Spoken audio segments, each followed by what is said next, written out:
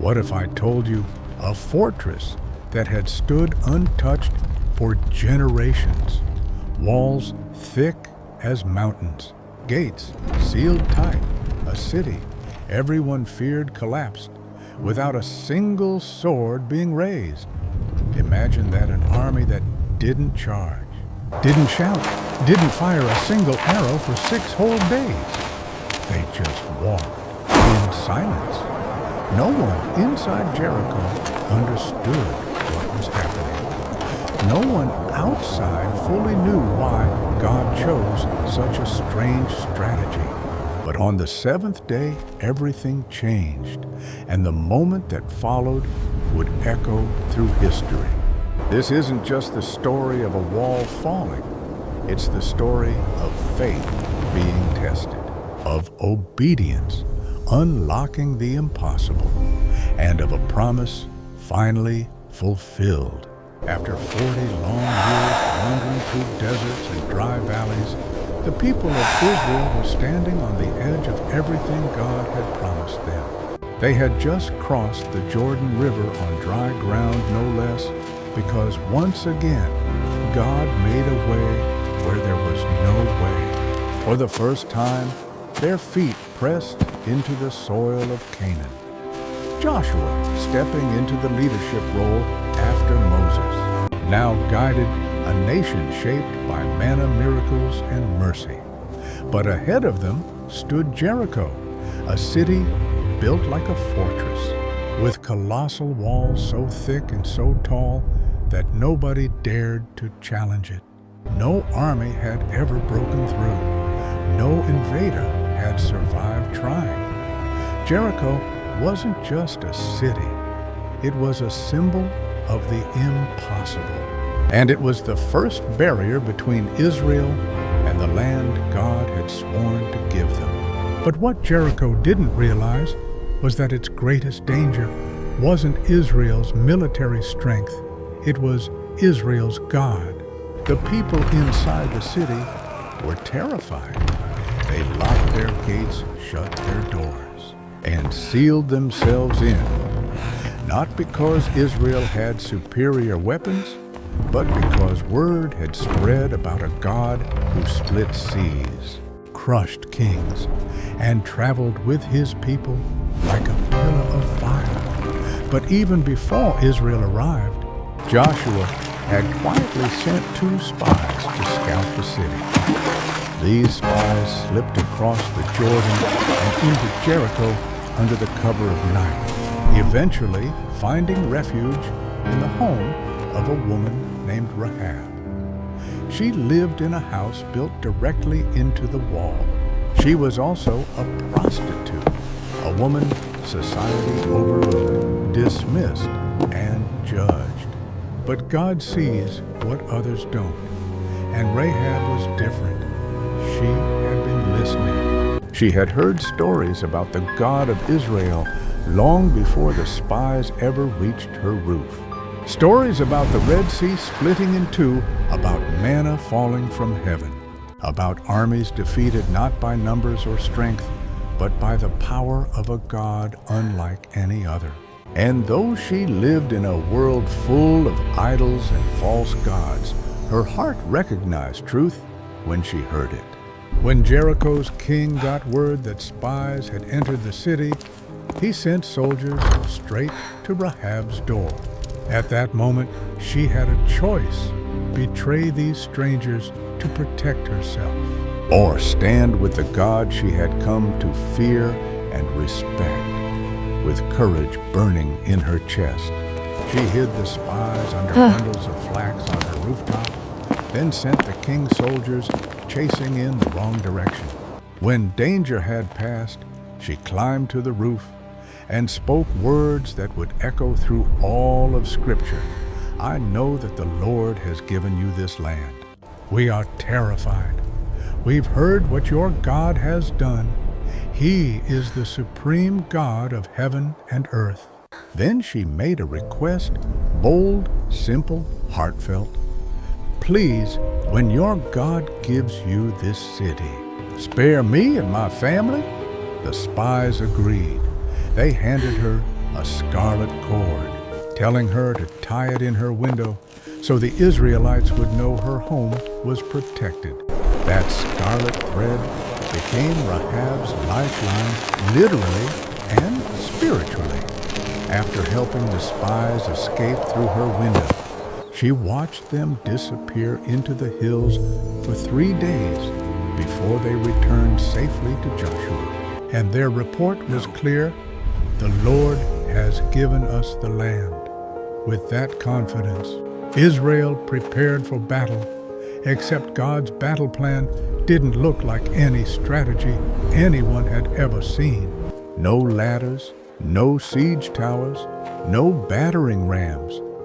Instead, God told Joshua march around the city once a day for 6 days. Have 7 priests lead the way with ram's horns and carry the Ark of the Covenant, the symbol of God's presence. On the 7th day march around the city 7 times, blow the trumpets, and then shout. That's it. No swords, no war cries, no strategy sessions, just obedience. Yes, it sounded ridiculous. Who wins a war by walking in circles? But Joshua knew something vital. When God gives the instructions, the results are his responsibility. So he told the people the plan, and they followed. On the first day, Israel gathered in formation and marched silently around the walls while the priests blew their horns. Jericho's guards watched from above, confused. On the second and third days, confusion turned into mockery. Is this a parade? Are they tired of wandering already? Jericho's soldiers laughed, whispered, pointed. But by the 5th and 6th days, the laughter died. Something about the silence unnerved them. This wasn't normal warfare. It wasn't even intimidation. It felt like waiting for a storm to break. Inside the city, fear tightened its grip. Markets shut down. Families barricaded their doors. Soldiers stood stiff on the walls, gripping their weapons but unable to shake the dread creeping in. Israel marched. Jericho trembled. Then came the 7th day. At dawn, Joshua walked through the camp, steady and resolute. The priests took their positions, lifting the ark. 7 men raised their ram's horns. The people formed ranks behind them. Today was different. Today was the day the waiting ended. They marched once, twice, 3 times, 4, 5, 6. Jericho's guards leaned over the walls, hearts pounding. On the 7th lap, the priests blew a blast, louder, longer, deeper than any before, a sound that rippled across the desert like thunder. Joshua turned to the people and cried out, "Shout, for the Lord has given you the city." And they shouted, thousands of voices rising like a tidal wave, a roar of faith, of obedience, of victory claimed before victory even came. The ground trembled, the walls groaned, and then a sound like the earth itself splitting open. The mighty walls of Jericho, the walls no army had ever cracked, crumbled inward. Stones shattered, towers collapsed. Generations of pride and confidence fell in seconds. Israel rushed in. The city was theirs. And while destruction swept through Jericho, one home stood untouched. One section of wall remained firm, Rahab's house. The spies kept their promise. They found her, gathered her family, and led them safely out, just as she had once protected them. And that moment changed her entire story. Rahab wasn't just rescued. She was welcomed into Israel's community. Her past didn't define her anymore, her faith did. She married an Israelite man named Salmon. Their son Boaz would one day marry Ruth. Their family line would lead to King David, and generations later, to Jesus himself. A prostitute from a doomed city became part of the Messiah's family tree, all because she believed. The fall of Jericho wasn't just a military victory. It was a declaration walls fall when God leads. Obstacles crumble when faith and obedience come together. As the dust from Jericho's collapse settled across the plains, Israel stood in awe at what God had just done. The walls that had once terrified nations were now nothing more than piles of shattered stone, and standing beyond the rubble was Joshua the leader, chosen to guide God's people through this new chapter. For Israel, this wasn't just a victory. It was a declaration that God was with them, just as he had been with Moses. But while the city lay defeated, one small household stood unharmed, Rahab's home, still clinging to a fragment of the wall that hadn't crumbled. Her scarlet cord fluttered in the breeze like a symbol of mercy in the middle of destruction.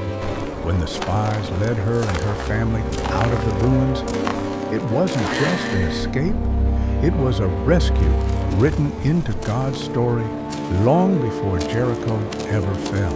Rahab had chosen faith in a God she barely knew, and that faith rewrote her destiny. Now standing outside the city with her family alive and safe, she stepped into a future she never could have imagined.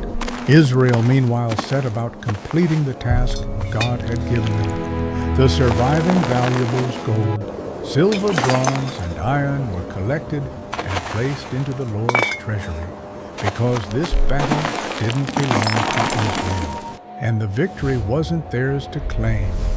It belonged entirely to God. Joshua then pronounced a solemn curse over the ruins. Anyone who tried to rebuild Jericho would do so at a devastating cost, losing their firstborn while laying the foundation and their youngest child when raising the gates. This wasn't a threat, but a warning that Jericho's fall was meant to be permanent. A reminder etched into history that this victory belonged to God alone. Word of Jericho's destruction spread rapidly through the land. Cities, kings, and warriors trembled. Israel wasn't seen as a wandering tribe anymore. They were now recognized as a people led by a God who didn't just win battles, but redefined what warfare even looked like. And yet, the deeper meaning of Jericho's fall wasn't military at all. It was spiritual. God was showing Israel and everyone who would hear this story centuries later that obedience is the key that unlocks miracles. The Israelites didn't take the city because they were stronger or more skilled. They won because they followed God's instructions, even when those instructions made no sense. March silently, blow horns, shout at walls. These were not strategies any army commander would design, but they weren't supposed to be. God wasn't teaching Israel how to fight with swords. He was teaching them how to fight with faith. And that lesson didn't end at Jericho. It continues into our lives today. How many times do we face walls, barriers that feel impossible to move? Problems that feel permanent, battles that feel unwinnable. Fear, shame, addiction, failure, doubt. These walls can feel just as thick, just as high, just as unbreakable as Jericho's. And like Israel, we often want to fix things with our own strength, our own plans. our own strategies, our own wisdom. But God's way is different. Sometimes He asks us to walk in obedience before we see the victory, to trust Him step by step, even when the steps look pointless, to move forward when the outcome feels uncertain. That's what faith really is, learning to obey, even when you don't have the full picture.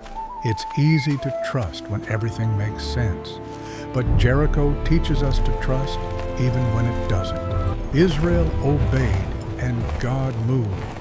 In our lives, the same truth stands when faith meets obedience. Walls fall, and then there's Rahab's story, a story that refuses to fade, a story that echoes hope across every generation. Rahab was the last person anyone would expect God to use, a prostitute, a foreigner, a woman with a reputation that followed her everywhere she went. But God doesn't choose people based on their past. He chooses based on their potential. Rahab's faith wasn't polished or perfect. She didn't know all the laws or traditions, but her heart recognized the truth, and she acted on it. And because she believed she wasn't just saved, she was transformed, welcomed into Israel, given a new life, given a new identity, and her legacy didn't end there. Rahab would become the great-great-grandmother of King David, placing her directly in the family line that led to Jesus. Think about that for a moment. A woman with a broken past became part of God's plan to bring the Savior into the world. Her story stands as a reminder that God delights in rewriting the stories others give up on. No one is too far. No life is too broken. No label is too permanent. With God, anyone can start again. As Israel settled from the victory, Joshua turned his attention to what came next. Jericho was only the first obstacle in the land God had promised them. Ahead lay kingdoms, armies, alliances, challenges, but also blessings, victories, and a future shaped by God's presence. The fall of Jericho became a symbol not only of God's power, but of what happens when His people trust Him completely. But the lesson didn't stop with them. It reaches out to us today as well.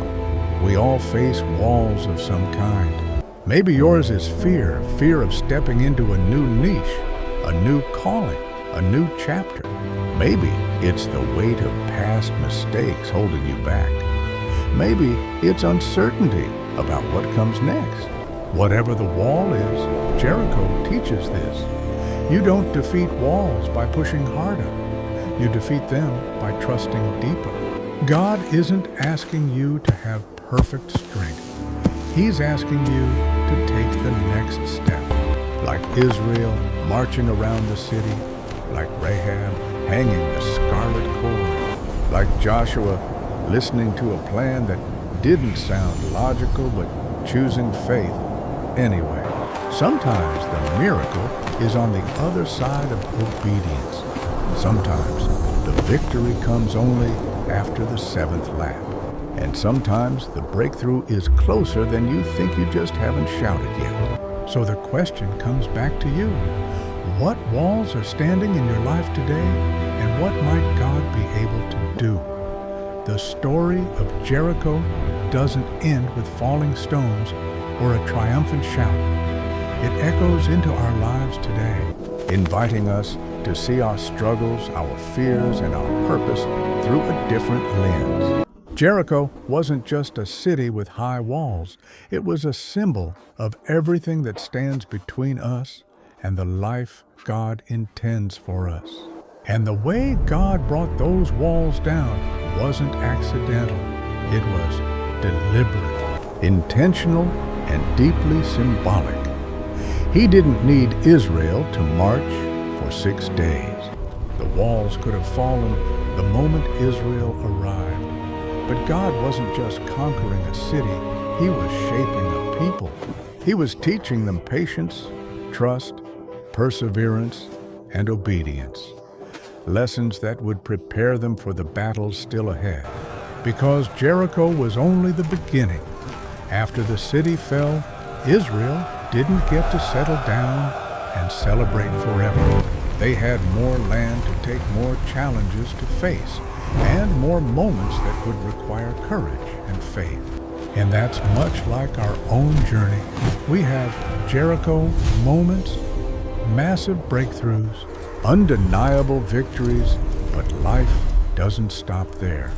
There are still battles in front of us, still doubts to overcome, still steps of obedience to take. Jericho reminds us that God doesn't only fight for us, He fights with us. But He also leads us, shapes us, and grows us through the process. It's easy to celebrate the miracle.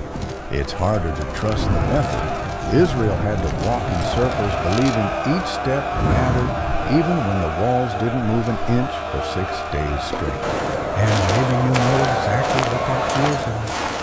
Maybe you've been walking in circles in your own life, praying, working, trying, hoping, yet the walls in front of you still look solid and unmoved. It's in those moments that Jericho speaks the loudest, because the lesson of Jericho isn't God will do it instantly. The lesson is God will do it faithfully. Jericho's walls didn't fall on day one. They didn't fall on day two. They didn't fall halfway through the 7th lap. They fell after obedience was complete, after the march, after the shout, after the faith. And in our lives, breakthrough often comes the same way, not when we want it, but when we're ready for it. The timing is God's. The trust is ours. And Rahab's story shines just as brightly in this final chapter. Her journey didn't end with survival. It blossomed into purpose. She stepped out of a broken past and into a destiny she never could have crafted on her own. From a marginalized life in Jericho to a respected place in Israel. From a desperate plea to a legacy that shaped kings and ultimately led to the Messiah. Rahab's story tells us that our past is not our prison. Our history is not our destiny. And no matter where you start, God can write a future you never saw coming. Her scarlet cord wasn't just a sign for the Israelites. It was a symbol of grace, protection, redemption, and new beginnings. It whispered the truth that even those society forgets, God remembers. Even those the world dismisses, God calls by name. Rahab's faith changed her life, and her lineage changed the world. So what does all of this mean for us today? It means that the walls in your life, fear, shame, insecurity, past mistakes, uncertainty, aren't permanent. They aren't immovable. They aren't bigger than the God who fights for you. It means obedience still matters. Not because God needs us to perform rituals, but because obedience aligns our hearts with His power. The Israelites didn't earn God's miracle by marching. They received it because they trusted. And the same God who toppled Jericho's walls still moves in the lives of those who follow Him today. So, imagine standing before your own Jericho. The wall might be emotional wounds you've carried for years. It might be spiritual habits you're struggling to break. It might be a dream one you're scared to chase because you don't feel qualified. It might be a new niche you feel called to pursue, but fear whispers you're not ready. Whatever your wall is, hear this: Jericho didn't fall because Israel was strong. Jericho fell because God was faithful, and He still is. Maybe your breakthrough won't come the way you expect, Maybe God will ask you to walk quietly for a season. Maybe He'll call you to trust Him even when nothing seems to be changing. Maybe He'll lead you to take a step that doesn't make sense yet. But every step of faith counts. Every lap has purpose. Every act of obedience draws you closer to the moment the walls start to crack and light begins to pour through.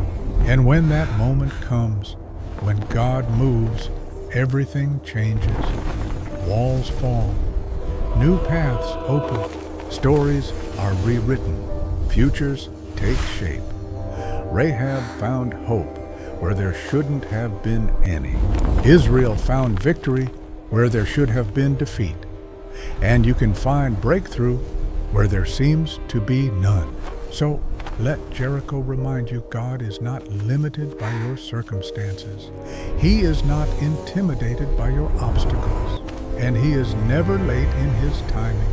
Trust Him, follow Him, keep walking, keep believing.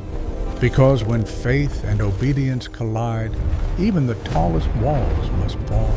And when they do, what God builds in their place is always better than what stood before. That's the story of Jericho. That's the story of Rahab. And that can be the story God writes in your life too, if you let Him.